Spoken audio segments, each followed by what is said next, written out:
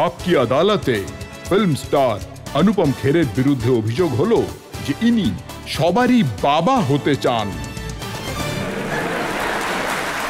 এখন দেখুন, আপনি বারবার বলতে থাকেন যে মহেশ ভাট আপনাকে 28 বছর বয়সে 65 বছরের বাবার রোল দিয়েছিলেন, আর যবে থেকে ওই রোলটা আপনি পেয়েছেন আপনি জীবনে সিনেমায় সকলের বাবা হয়ে যান। অমিতাভ বচ্চন সাহেবের একটা ডায়লগ আছে যে रिश्ते में हम तुम्हारे बाप लगते हैं। তো আমায় আমায় জোয়ান অবস্থায় কেউ কোনোদিন দেখেইনি। দেখুন, ভাট সাহেবের আমায় যে রোলটা দিয়েছিলেন 28 বছর বয়সে একজন বৃদ্ধের, যদি ওই রোলটা আমার প্রথম রোলটা না করতাম তাহলে আপনার আপকে আদালতে আমি আসতামই না। আমার সফলতার সব থেকে বড় উপাদান ওই সিদ্ধান্তটা ছিল। লোকেরা আমাকে অনেকবার বলেও যে আপনি মানে কি করে নিলেন 65 বছরের বুড়োর রোলটা, আরে এত দুর্দান্ত একটা রোলটাকে আমি বারণ করতাম কি করে? আর আমি তো অ্যাক্টিং থেকে পড়ে এসেছিলাম, শিখে এসেছিলাম, আর আমার কাছে এর কোনো উপায়ও ছিল না। তার আগে আমি প্ল্যাটফর্মে শুতাম, ব্রিজে শুতাম, আমার কাছে টাকা ছিল না, খুব অপমানিত মনে হতো তখন। তারপর যখন এই ফিল্মটা পেলাম তখন না কি করে করতাম। আর তারপর আমার যশ চোপড়া বাবু একজন বৃদ্ধের রোল দিলেন, যেটা দিলীপ কুমার বাবু করতে চাইতেন। আমি ওই ফিল্মটায় বিজয়তে হেমাজির বাবার রোল করেছি, রাজেশ খান্না বাবুর শ্বশুরের রোল করেছি, ঋষি কাপুর আর যারা আমার থেকে বড় ছিলেন আর অনিল কাপুরের গ্র্যান্ডফাদারের রোল করেছি আমি।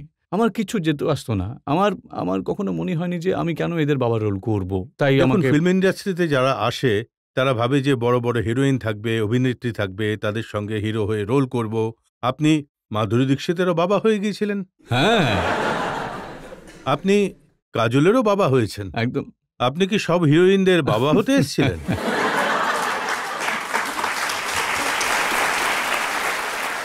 দেখুন ভাই, এখানে সব থেকে বড় কথা হলো যে মানুষ প্রেমিককে ছেড়ে দেয়, নিজের বরকে ছেড়ে দেয়, কিন্তু নিজের বাপকে কখনো ছাড়ে না। যে চরিত্রগুলো আমি করতাম সেগুলো আমি ওই সিনেমাটা স্তম্ভ ছিলাম। এক তো তেজাবে মাধুরীর সঙ্গে একদম আলাদা ছিল, আর রাম লাখানে একদম আলাদা ছিল। দুটোতেই আমি ওর বাবা হয়েছিলাম। আপনি দেখুন না, ভ্যারাইটি কোথা থেকে কোথায়, আপনি কোথায় পাবেন? আমি নিজের প্রশংসা করতে চাইছি। আমি I don't want to be shuttle about it. আমার মতো অ্যাক্টর খুব কম আসে ইন্ডাস্ট্রিতে, এই কথাটা মানতেই হবে। আর এটা আমি একদমই অ্যারোগেন্টলি বলছি না। আমি কখনো আগে আমি কি করেছি আমি সেসব দেখি না, আমি পরে যা করতে চাই আমি সেটা দেখি। কিন্তু আমি আগে যা করে এসেছি সেটা করার দম খুব কম মানুষেরই আছে। আর আমি এটা এই কারণেই করতে পেরেছি কারণ আমার অ্যাক্টিংয়ের টিচাররা অসাধারণ ছিলেন, আর আমি আমার জীবনের সাথে জড়িত থাকতে খুব ভালোবাসি। আমি বললাম না, এনারা আমার কাছে শুধুমাত্র দর্শক নন, কিন্তু এনাদের ব্যক্তিত্ব রয়েছে, এনাদের চোখে যে হাসি রয়েছে, এনাদের চোখে আমার কথা শোনার যে ইচ্ছে রয়েছে সেটা সত্যি। এমন মনেই হয় না যে এনাদের টাকা দেওয়া হয়েছে, এনারা তাই এসে বসে রয়েছেন শুধু তালি বাজাচ্ছেন। তাই আমার আসল শক্তি হলেন এনারাই।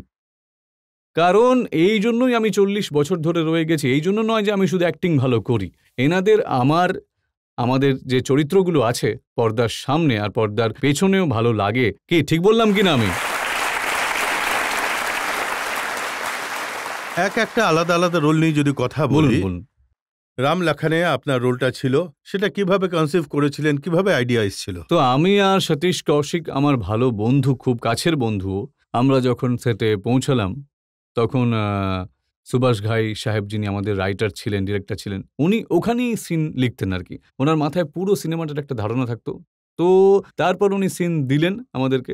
ফিল্মটা তখন ওই যে চান্দিবেলি স্টুডিওতে শ্যুট হচ্ছিল, ওই ডিমের সিনটা, ওই যে সেটজি আমার খুব মনে পড়ে যে ওই ডিমটা নিয়ে অনিল কাপুর আমার সিটের উপর রেখে দিয়েই যেখানে আমি বসতে যাচ্ছিলাম, তো সতীশ ইম্প্রোভাইজ করেছিল যে আমি বলবো যে সেটজি, আর তুই বসে যাস, তারপর বলে দিবি যে ওরে সসুরিকে সেটজি কে জায়গা আন্ডা নেই বল সকতা থা ক্যা। কিন্তু ওটার ক্লাইম্যাক্সে একটা দারুণ ঘটনা মনে পড়েছে। তো পুরো সিনেমায় কাশিরাম যে ছিলেন, মানে সতীশ কৌশিক, ও আমার অ্যাসিস্ট্যান্ট ছিল। তো আমি যখন এরকম বলতাম তখন ও খুব খুশি হতেন। ক্লাইম্যাক্সে সুভাষ ঘাই সাহেব সতীশ কৌশিককে আমার থেকে বেশি ডায়লগ দিয়ে দিয়েছিলেন। এইটা দিয়েছিলেন ডায়লগ যে, শোনো 5টা কথা আমি তোমাকে বলতে চাই এখন। সেটা স্যার জনকে বলেন যে রাজা মুরাদ সাহেবকে, সতীশ কৌশিক। তখন ভেতর থেকে আমি একটু কষ্ট পাই। আমি ভাবলাম যে পুরো সিনেমায় আমার এর থেকে বড় রোল ছিল, আর ক্লাইম্যাক্সে এসে ইনি ওকে দিয়ে দিল এটা। আমি ভাবলাম যে ঠিক আছে। সতীশ কৌশিক যখন অ্যাকশন হলো, উনি বললেন স্টার্ট, সাউন্ড, ক্যামেরা, অ্যাকশন। তো আমি দেখলাম ওনার বলার কথা ছিল যে প্রথম কথা তো এটা মশাই, দ্বিতীয় কথা তো এটা মশাই, তৃতীয় কথা তো এটা মশাই, চতুর্থ কথা এটা মশাই, আর পঞ্চম কথা হলো এটা। সতীশ কৌশিক খুব ধীরে ধীরে বলছিলেন, প্রথম কথা তো এটা, দ্বিতীয় কথা তো এটা। আমি বললাম কাশিরাম, এর পরের কথাগুলো বলবো আমি, তৃতীয় বাত এটা, চতুর্থ বাত এটা, পঞ্চম বাত এটা। সতীশ কৌশিক এত দুঃখ পেয়ে আমাদেরকে তাকিয়েছিল শটের মাঝে, আর বলছিল যে তোকে খুন করে ফেলবো অলমোস্ট। মনে মনে ও ভাবলো যে সুভাষবাবু বলবেন যে না না আর একবার কর ভাই, সব ডায়লগ সতীশের ছিল। কিন্তু সুভাষবাবু বললেন ভাই এটা তো দারুণ করলি, তুই পুরো সিন নিয়ে নিলি তুই ওর থাকে। হ্যাঁ, সো আই থিঙ্ক অনেক ইম্প্রোভাইজেশন, যেমন ডেভিড ধাওয়ান সাহেবের সাথে আমি যে কটা ফিল্ম করেছি, শোলা আর শবনম করেছি, হাসিনা মান জায়গি করেছি, জুদা করেছি, আমি অসাধারণ সব ফিল্ম করেছি ওনার সাথে।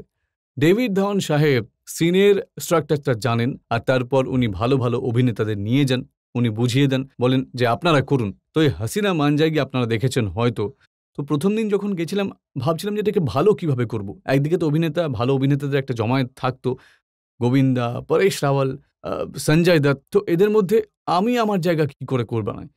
তো ভালো একটা কাজ করি, আমি এখানে আমি এইভাবে নমস্কার করব না, আমি এইভাবে নমস্কার করব, চলায় চলায় চলায় এইভাবে ডাকবো। জানি না আমি কিভাবে করছিলাম তখন ওটা।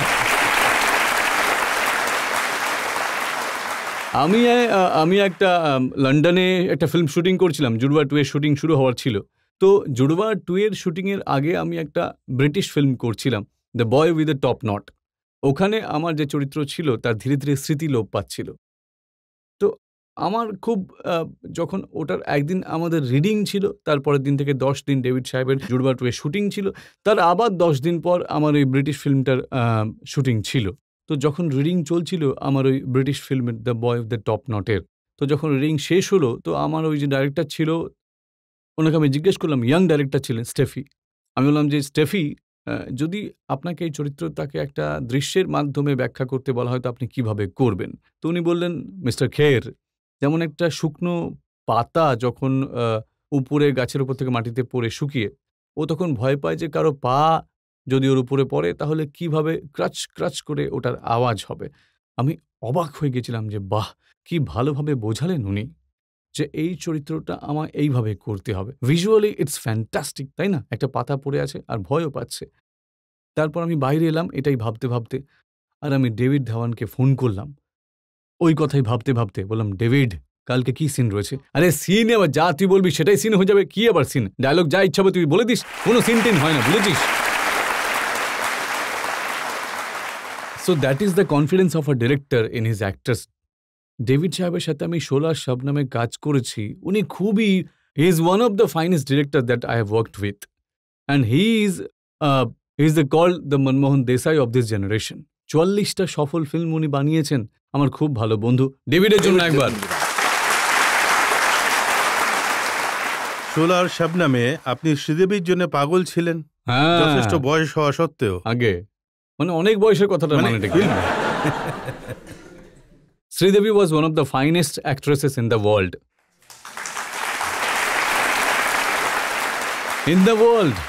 আমি অনেক বড় বড় অভিনেত্রীদের সাথে কাজ করেছি, বাইরে অভিনেত্রীদের সাথেও কাজ করেছি, কিন্তু শ্রীদেবী ওয়াজ এফার্টলেস।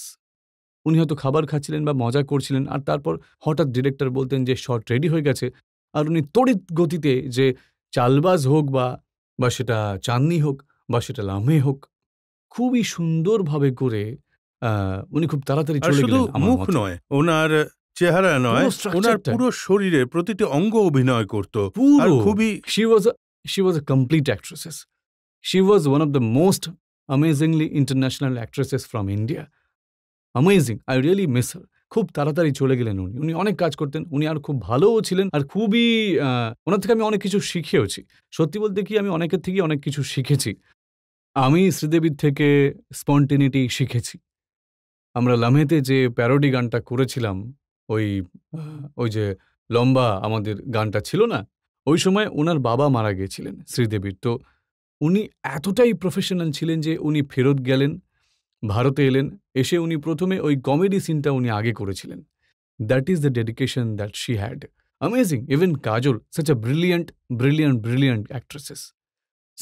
These are আমাদের, আর এনারা এই কারণেই এত বছর ধরে চালিয়ে যাচ্ছে। আপনি তো দিলীপ সাহেবের সঙ্গেও কাজ করেছেন। দিলীপ সাহেবের সাথে আমি 3-4টে ফিল্মে কাজ করেছি, 3টে ফিল্মে কাজ করেছি। আর প্রথম যখন আমি কর্মা ফিল্মে ওনার সাথে কাজ করেছি, তার আগে ওনার সাথে আমার দেখা হয়নি। তো যখন দিলীপ সাহেব এলেন, আমি ডক্টর ড্যাং সেজেছিলাম দাড়ি টাড়ি লাগিয়ে সকালবেলা 7টার সময়। তো উনি 11টার সময় এলেন, নিজের মার্সিডিজ থেকে, হোয়াইট মার্সিডিজ থেকে সাদা শার্ট পরে নামলেন উনি। তো আমি ওনার দিকে তাকিয়েছিলাম আর ভেবেছিলাম যে বাহ, এই তো সেই লোকটা যার জন্য আমি অভিনেতা হয়েছি। মধুমতি, রাম আর শ্যাম, গোপী, দেবদাস, এই সব সিনেমা দেখেছি আমি।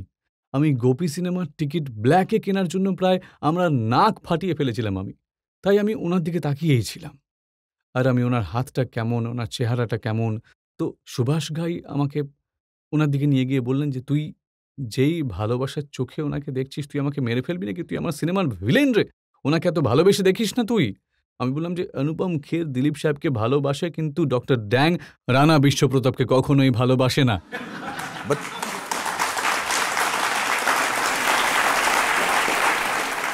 আর ওই যে থাপ্পড়ের সিনটা ছিল, সেটা তো ঐতিহাসিক। হ্যাঁ, আমি যে ভুলটা করেছিলাম, আমি ওনাকে বলেছিলাম যে আমি ওনাকে ইমপ্রেস করার চক্রে ওনাকে বলেছিলাম যে স্যার আপনি আমার সত্যি করে থাপ্পড় মেরে দেন। তো উনি বললেন যে বাবা, পাঠানের হাত অজ্ঞান হয়ে যাবে তুই। আর পরে যখন উনি সিনেমাটা দেখলেন, যখন আমি ডায়লগ বললাম, তখন উনি সুভাষবাবুকে বললেন যে ভাই, খুব ভয়ঙ্কর একজন অভিনেতা এসেছে, অনেক দূর পর্যন্ত যাবে। তখন আমার মনে হয়েছিল যে দিলীপ সাহেব বাবু আমাকে এন্ডোর্স করে দিয়েছেন, এবার পৃথিবীর কোনো শক্তি আমাকে আটকাতে পারবে না। আমি একটা ঘটনা বলি, আমার প্রচণ্ড খিদে পেত। দুপুর 1:30টার সময় আমার খাবার চাই তো চাই, আমার লাঞ্চ 2:30 বেজে গেছিল, আর খাবার তখনও আসেনি। আর আমার মনে হয় যে দিলীপ সাহেব জেনে গেছিল যে আমার খিদে পেয়ে গেছে, তাই উনি আমায় খ্যাপানোর জন্য বলতে শুরু করলেন যে আপনি জানেন অনুপম বাবু, আমার বাবা যিনি ছিলেন তিনি ফল বিক্রি করতেন। তো আমি যেই ফল কথাটা শুনলাম, আমার আরও বেশি খিদে পেয়ে গেল। তারপর উনি আমাকে বললেন যে দেখুন, ধরে নিন এই একটা লাল রঙের আপেল, এটা খুব মিষ্টি একটা আপেল, আর এর মধ্যে অনেক রস আছে। তো আমি এরকম করছিলাম যে ঠিক আছে। এখন আমি ওনার হাতে কিন্তু কিছুই নেই, কিন্তু পুরো আপেলটাকে আমি দেখতে পাচ্ছিলাম। তো আমি এটাকে নিলাম আর আমি এইভাবে কামড়ে বসালাম। এবার রসটা পুরো আমার ভেতরে ঢুকে যাচ্ছে। ডিমিনিশিং মার্জিনাল ইউটিলিটিতে এরকম হয়, যখন দ্বিতীয়বার আপনি কামড় একবার বসাবেন, তখন প্রথমবারের মতন আনন্দ পাবেন না। কিন্তু উনি বলেন আমি দ্বিতীয় কামড় যখন বসালাম, দ্বিতীয় কামড় আমি অতটা আনন্দ পাইনি। না, আমিও ততটাই আনন্দ পেয়েছি এখানে। আপনি দয়া করে এবার এসে বন্ধ করুন। I am a rich man because I have had the experience of working with one of the finest people in the world. প্রতিটা ব্যক্তির থেকে আমি কিছু না কিছু শিখেছি। অমিতাভ বচ্চন সাহেব আমাকে প্রথম সিনেমায় আখরি রাস্তায় বলেছিলেন যে আচ্ছা, আমি তখন নতুন অ্যাক্টর হয়েছিলাম, আমার তখন একটু মাথা খারাপ হয়ে গেছিল আর কি। তো আমি মাদ্রাসে, চেন্নাইতে শুটিংয়ে আমি গিয়েছিলাম। তো আমি আমার প্রোডাকশনের ছেলেটাকে ডেকে বলেছিলাম যে আমার এসি চলছে না, আমার ঘরের মেকআপ রুমের এসিটা চলছে না, এসি কোথায় এসি, আর আমার সিন কার সাথে রয়েছে? তো উনি বললেন যে অমিতাভ বচ্চন বাবুর সাথে। অমিতাভ বচ্চন সাহেবের সাথে কোথায় যান? যে হ্যাঁ স্যার, উনি তো 9টার সময় তুই এসে গেছেন, আপনি 10টায় এসেছিলেন, আমাকে শেখাতে শোনা প্রফেশনালিজম। কোথায় উনি? দেখাও তো। দেখলাম অমিতাভ বচ্চন সাহেব সাইডে দাঁড়িয়ে, দাড়ি, গোঁপ, উইগ, প্যান্ট, শার্ট, কম্বল জড়িয়ে বসে আছেন আর বই পড়ছেন। তো আমি ওনার কাছে গেলাম আর বললাম নমস্কার স্যার। তো উনি বললেন হ্যাঁ আসুন বসুন। তো আমি বললাম যে স্যার, এত গরম, আর আপনি দাড়ি, গোঁপ, প্যান্ট, শার্ট, কম্বল পরে বসে আছেন, এইসব পরে গরম লাগছে না আপনার? উনি বললেন অনুপম, গরমের বিষয় ভাবলে তখন লাগে, না ভাবলে লাগে না, বুঝেছো? সেই দিনের পর থেকে আজ পর্যন্ত আমি কোনোদিনও এসি বা পাখা নিয়ে কোনো হাঙ্গামা করিনি, আমি চাইনি। If you keep your eyes open, there is a lesson in meeting everybody. আপনার থেকে আমি কতটা প্রফেশনালিজম শিখেছি। আপনি উপরে আমাকে বলেছিলেন যে ভাই, আপনি 32 বছর ধরে আমি জানি না, হয়তো 500-এরও বেশি এপিসোড আপনি করে ফেলেছেন। You are a epitome of professionalism, of sincerity and an inspiration to learn so much from to you, Rajiv বাবু। Very kind.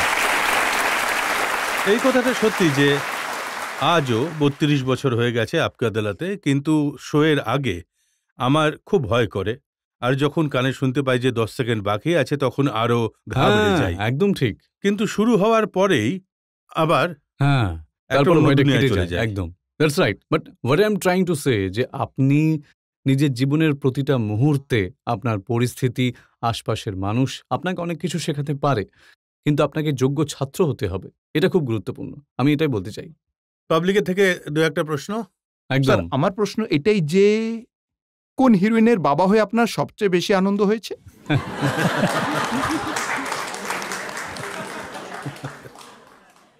এবার আপনি আমার আনন্দের ডেফিনেশনটা একটু বুঝিয়ে বলুন তো আমাকে। এটা কিরকম প্রশ্ন? আপনার ফেভারিট হিরোইন কে? Sir, Jacqueline Fernandes.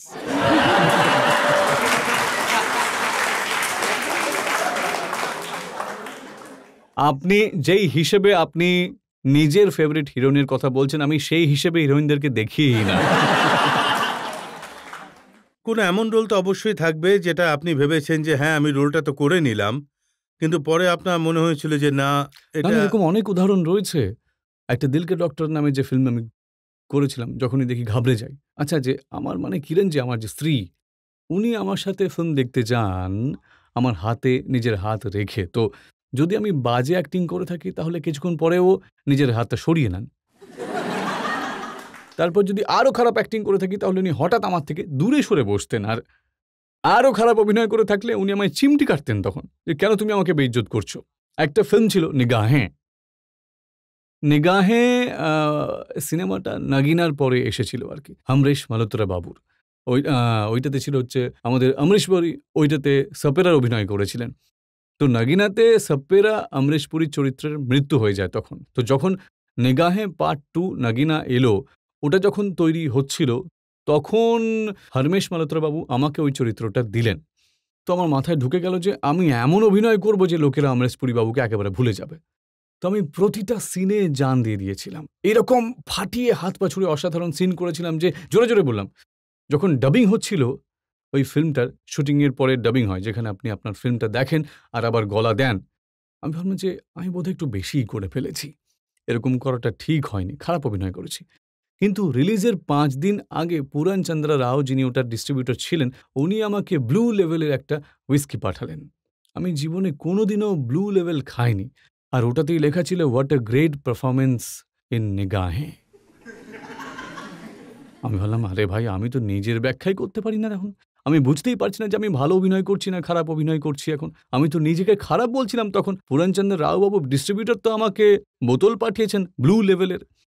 আমি যশ চোপড়া বাবু, ওনার স্ত্রী রেখাজির সাথে কাজ করছিলাম। ওনাকে কিরণজি আরও 2-3 জনকে ডেকে নিয়েছিলেন যে আমরা রিলিজ হওয়ার আগে যে সিনেমাটা একবার দেখব।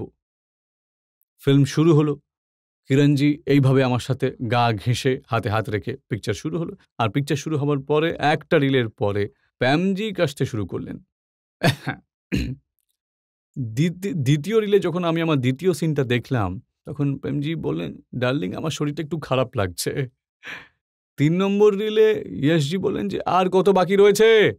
আর 4 নম্বর রিলে আমার মনে হলো ভগবান এখানে ভূমিকম্প এনে দাও, সাপটাপ চলে আসুক, কিছু একটা, ওই যে বেচারা পিছনে সিনেমাটা চালাচ্ছে ওর একটা হার্ট অ্যাটাক হয়ে যাক, কারণ এতটাই খারাপ অভিনয় আমি করেছিলাম। আর কিরণজি উঠে চলে গেলেন। তো এরকম অনেক সিনেমা আছে যেখানে আমি ভালো অভিনয় করিনি, কিন্তু work is much more important than the quality of work sometimes. প্রতিদিন বেরোনো প্রয়োজন, কারণ কাজ দেখেই তো কাজ পাওয়া যায়। কোনো কাজ ছোট হয় না, এমন কোনো কাজ নেই পৃথিবীতে।